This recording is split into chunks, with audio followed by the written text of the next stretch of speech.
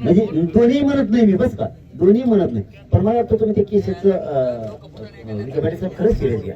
पोरं विनाकारण केसेस, एक आत्महत्या केली झाली बरं का आमची याची निकुळची, 51 लाख गुन्हा मानल्यामुळे, दंड मानल्यामुळे ती गरीब म्हणला आपण मला वावरत नाही, मी कुठं भरू. आणि त्याला वाटलं उद्या तारीख आहे, म्हणजे नुसती तारीखच होती ती, काय बोर्डावरची केस नाही. पण गरीबात तेवढं पण माहित नाही.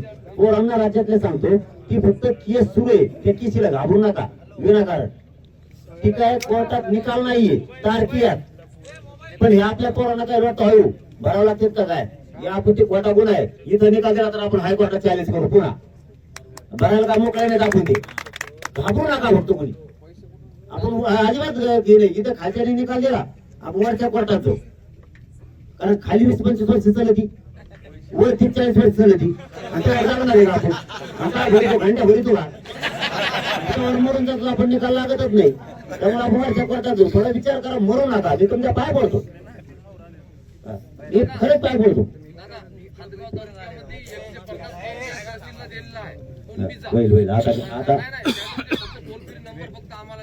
आता येईन गती हळूहळू. आता सुट्ट्याचं काढून द्या ना, ते म्हणतात आम्हाला लवकर हा म्हणा.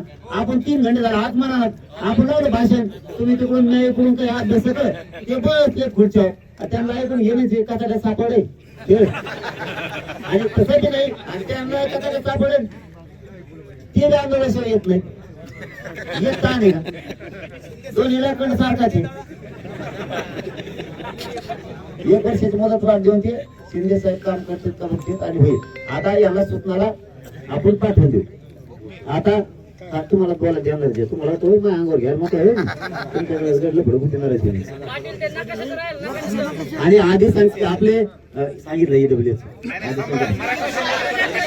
नकाशातून सांगायला ना, आता नकाशाचं तेवढं मात्र ते करून घ्या. आपला